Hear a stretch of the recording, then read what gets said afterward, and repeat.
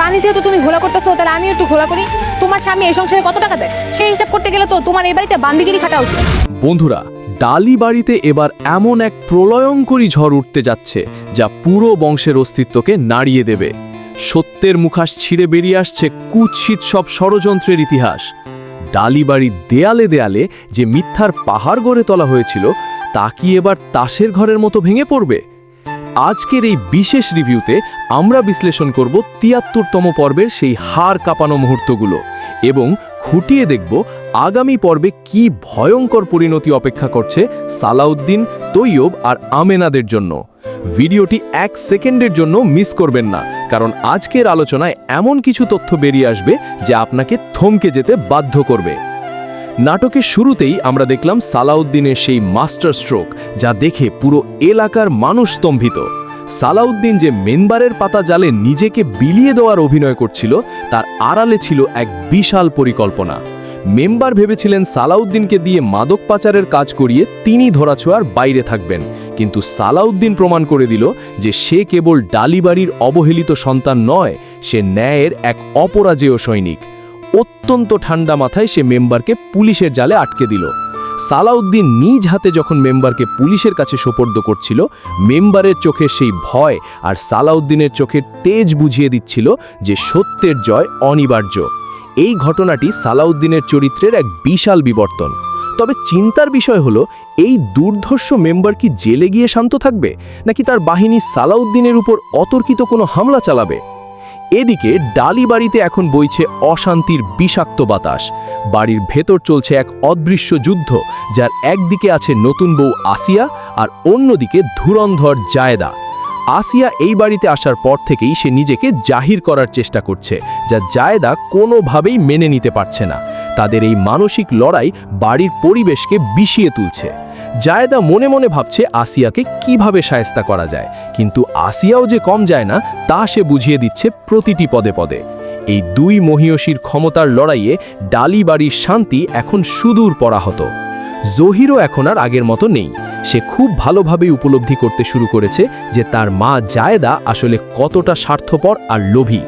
জহির যখন নিজের মাকে সন্দেহ করতে শুরু করে, তখন বুঝতে হবে জায়েদার সাম্রাজ্যে ভাঙন ধরা এখন কেবল সময়ের ব্যাপার। সবচেয়ে বড় বিস্ফোরণটি ঘটালো মিম যখন আমেনার কাছে এসে ডালি সাহেবের সম্পত্তির আসল উৎস ফাঁস করল, তখন কেবল আমেনা নয়, পুরো দর্শক সমাজই চমকে গেছে। আমরা জানলাম ডালি সাহেব আজ যে বিশাল ধন সম্পত্তির উপর দাঁড়িয়ে আছেন, তার আসল মালিক তিনি নন। সালাউদ্দিনের আসল মা অর্থাৎ ডালি সাহেবের প্রথম স্ত্রীর বাপের বাড়ির অঢেল টাকা আর জমি জমার ওপর ভিত্তি করেই গড়ে উঠেছে এই আজকের ডালি প্যালেস। ডালি সাহেবের প্রথম স্ত্রী ছিলেন অত্যন্ত ধনাঢ্য পরিবারের সন্তান, আর সেই সম্পদ দিয়েই ডালি সাহেব আজকের এই অবস্থানে পৌঁছেছেন। অথচ কি নির্মম পরিহাস, সেই মায়ের সন্তান সালাউদ্দিন আজ এই বাড়িতে এক অবহেলিত সত্তা। জায়েদা আজ সালাউদ্দিনের মায়ের হক নিয়ে ছিনিমিনি খেলছে। মিম যখন এই সত্যটি আমেনাকে জানালো, তখন আমেনার চোখের জল বাঁধ মানছিল না। সে কি পারবে সালাউদ্দিনকে তার মায়ের সেই ন্যায্য অধিকার ফিরিয়ে দিতে, নাকি জায়েদার চক্রান্তের কাছে আবারও হার মানবে ডালি বাড়ির প্রকৃত উত্তরাধিকার? অন্যদিকে তৈয়বের চারিত্রিক অধঃপতন এখন চুঙ্গে।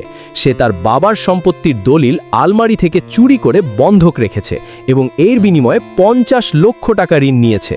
তৈয়বের এই চরম বিশ্বাসঘাতকতা ডালি বাড়ির ইতিহাসে এক কলঙ্কজনক অধ্যায়। তৈয়ব সেই ঋণের টাকা শোধ করার জন্য এখন পুরো বাড়িটিই বিক্রি করার পায়তারা করছে। ডালি সাহেব যদি জানতে পারেন যে তার নিজের রক্ত, তার আদরের সন্তান তার পায়ের তলার মাটি বিক্রি করে দিয়েছে, তবে কি তিনি এই আঘাত সহ্য করতে পারবেন? তৈয়বের এই অবিমৃষ্যকারিতা পুরো পরিবারকে এখন খোলা আকাশের নিচে নিয়ে আসার উপক্রম করেছে। নাটকের এক পর্যায়ে আমরা মিমকে দেখলাম চরম আক্রমণাত্মক রূপে।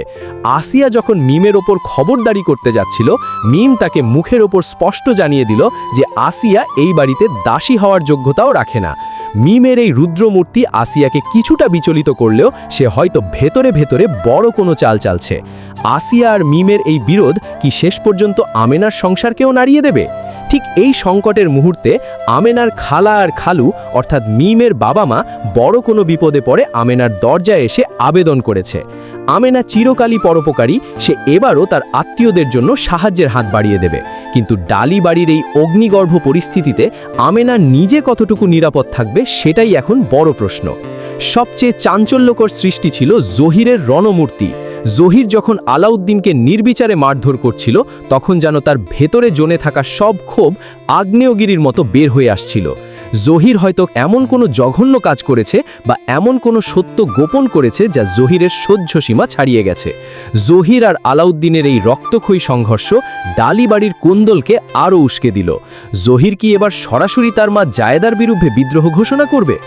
আগামী পর্বে আমরা দেখতে পাব ডালি বাড়ির সেই চুরি যাওয়া দলিল উদ্ধারের জন্য আমেনা এক দুঃসাহসিক অভিযানে নামবে। সালাউদ্দিনের ওপর তৈয়বের লোকজনের হামলা হওয়ার সম্ভাবনা আরও প্রবল হয়ে উঠবে। তৈয়ব কি সত্যি বাড়িটি অন্য কারো হাতে তুলে দেবে? ডালি সাহেব যখন এই পাহাড় সমান সত্যের মুখোমুখি হবেন তখন তার প্রতিক্রিয়া কি হবে? আমেনা কি পারবে তার খালা খালুর সেই বিপদ থেকে তাদের উদ্ধার করতে? দর্শক বন্ধুরা, সত্যের জয় হবে নাকি মিথ্যার মেঘে ঢাকা পড়বে সালাউদ্দিনের ভাগ্য? আগামী পর্বে থাকছে আরও অনেক চমৎকার রহস্যের সমাধান। নাটকের এই অসাধারণ এবং রোমাঞ্চকর পরবর্তী পর্বটি অর্থাৎ ৭৪তম পর্বটি আপলোড করা হবে আগামী ১৫ই জুলাই দুপুর ৩টে। ঠিক ৩টের সময় চোখ রাখুন ঈগল মিউজিকের অফিসিয়াল ইউটিউব চ্যানেলে। সত্যের জয় দেখতে হলে আগামী পর্বটি মিস করা যাবে না কোনোভাবেই। বন্ধুরা, আজকের এই স্ক্রিপ্টার বিশ্লেষণ আপনাদের কেমন লাগলো তা অবশ্যই কমেন্ট করে জানান। তৈয়বের বাড়ি বিক্রির বিষয়ে আপনার মতামত কি? আমেনা কি পারবে সালাউদ্দিনের অধিকার ফিরিয়ে দিতে? ভিডিওটি ভালো লাগলে লাইক দিন এবং আপনার প্রিয়জনদের সাথে শেয়ার করুন। আর আমাদের চ্যানেলে নতুন হয়ে থাকলে এখনই সাবস্ক্রাইব করে বেল আইকনটি বাজিয়ে রাখুন যাতে আগামী পর্বের কোনো আপডেট আপনার মিস না হয়। সুস্থ থাকুন, ভালো থাকুন আর দেখতে থাকুন সত্যের মৃত্যু নেই। ধন্যবাদ।